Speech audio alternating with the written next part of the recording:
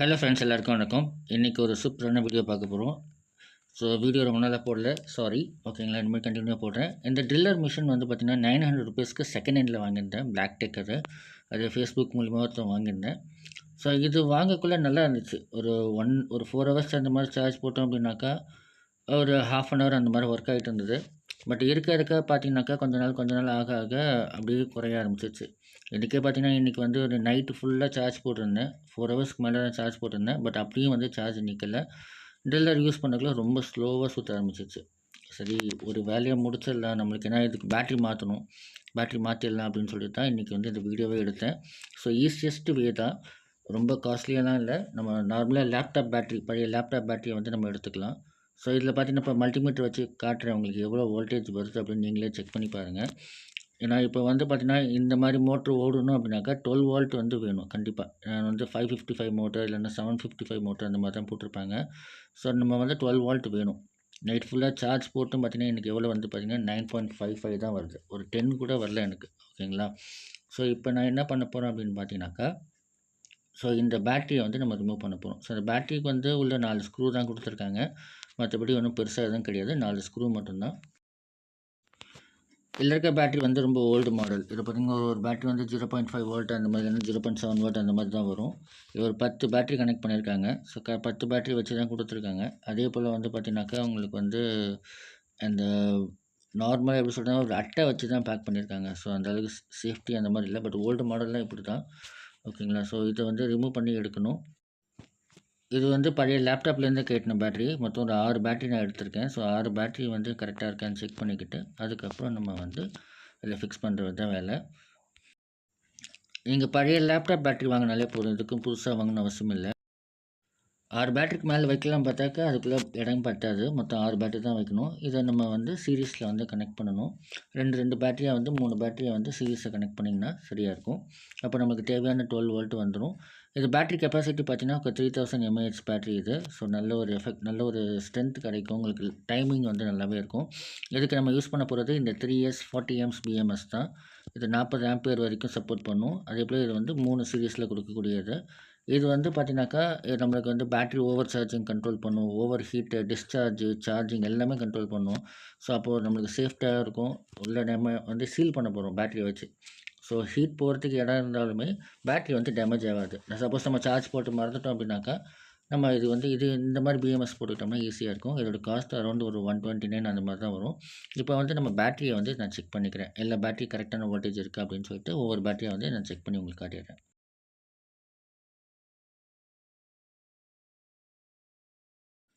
So video ready பண்ணக்குள்ள 3வது ஒரு கை வரும் பாருங்கள், பயந்துடாதீங்க. ஸோ அது என்னோட பையன்தான். நான் வேலை பார்க்கக்குள்ள அவனும் சேர்ந்து வேலை பார்க்குறான். 1.5 வயசு தான் ஆகுது. ஸோ ஓகே, இந்த மாதிரி நம்ம வந்து பேட்டரியை வந்து சீரியஸாக வந்து ஃபஸ்ட்டு க்ளூ கம் வச்சு ஒட்டிக்கலாம். நம்ம அனபாண்ட் அந்த மாதிரி ஒட்டலாம். பட் இருந்தாலும் க்ளூ கம் ஒட்டிட்டிங்க அப்படின்னாக்கா நம்மளுக்கு சேஃப்டி அது.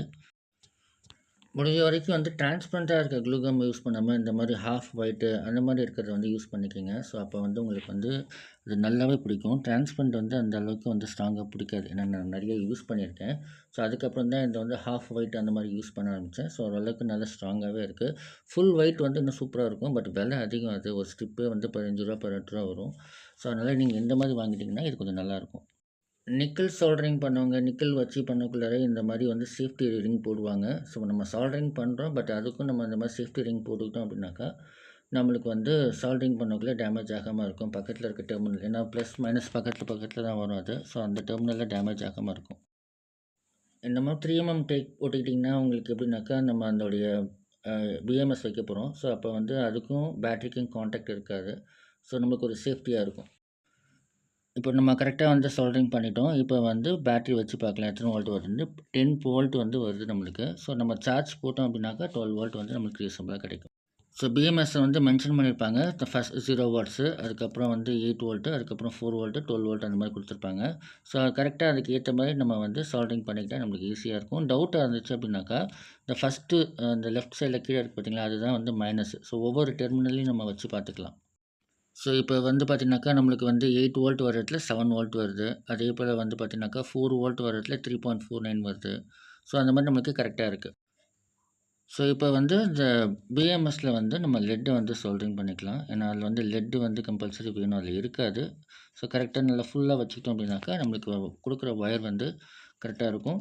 நான் இதுக்கு யூஸ் பண்ண ஒயர் வந்து பார்த்தீங்கன்னாக்கா லேப்டாப் சாரி சிபியூவில் வருது பார்த்தீங்களா எஸ்எம்பிஎஸ் அதில் இருக்கிற காப்பர் ஒயர் தான் யூஸ் பண்ணிக்கிட்டேன். ஸோ அது கொஞ்சம் நல்லாவும் இருக்கும், குவாலிட்டியாகவும் இருக்கும். ஸோ அதனால் அந்த ஒயர் எடுத்துக்கிட்டேன். பழைய இரும்பு கடையில் போனீங்கன்னா ரூ. 20 ரூ. 30 கொடுப்பாங்க. நீங்கள் அதோட மொத்தமாக கூட வாங்கிட்டு வந்துடலாம். வாங்கிட்டு அந்த ஒயரை நீங்கள் யூஸ் பண்ணிக்கலாம். இப்போ நம்ம கனெக்ட் பண்ண வோல்டேஜ் 10.32 வருது. ஸோ சார்ஜ் வந்து கம்மியாக இருக்கனால உங்களுக்கு அவ்வளோ வருது. ஸோ சார்ஜ் போட்டு கூட நான் உங்களுக்கு காட்டுறேன் ஃபுல்லாக சார்ஜ் ஏற்றிட்டு.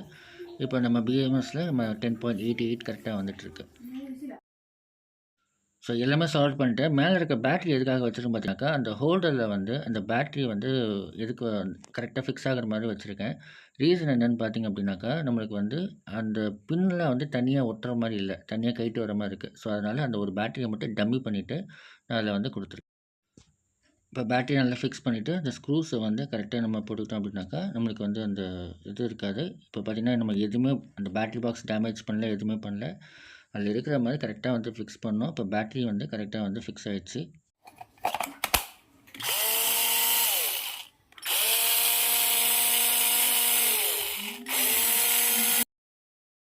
இதுக்கு ரெகுலராக ஒரு சார்ஜர் கொடுத்துருந்தாங்க, ட்ரான்ஸ்ஃபார்மர் பேஸ். பட் அந்த சார்ஜர் அதுக்கு யூஸ் பண்ண முடியாது. ஸோ அடுத்த வீடியோ அதோட கண்டினியூஷன் இருக்குது. ஸோ அதில் பார்த்திங்க அப்படின்னாக்கா இந்த லித்தியம் பேட்டரி எப்படி நம்ம சார்ஜ் பண்ணுறது, அதுக்கு சார்ஜர் எப்படி ரெடி பண்ணுறதுன்ற வீடியோ வரும். ஸோ மறக்காமல் சேனலை சப்ஸ்கிரைப் பண்ணி வச்சுக்கோங்க.